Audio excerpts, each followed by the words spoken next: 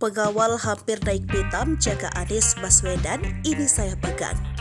Relawan Amanat Indonesia Anies langsung berjubel mendekati Anies Baswedan yang baru turun dari mobil Minggu 7 Mei 2023. Mantan Gubernur DKI Jakarta itu ada agenda pidato politik di Stadion Tenis Indoor Senayan, Jakarta.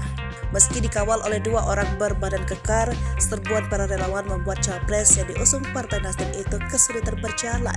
Bahkan, ia sempat terjatuh ketika hendak naik tangga lantaran terdorong oleh para relawan Anies yang hendak mendekat. Melihat itu, dua pengawal Anies tak ingin kecolongan lagi.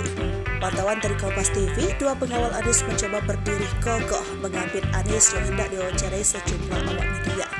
Dengan sorot mata tajam, pengawal di sisi kanan Anies mencoba menolak dorongan-dorongan yang mengarah ke dirinya. Tubuh pengawal berkebis itu juga sempat ditarik oleh seorang relawan. "Ini saya pegang, nanti jatuh," katanya dengan nada bicara yang tegas. Beruntung, pengawal tersebut tidak tersulut emosinya.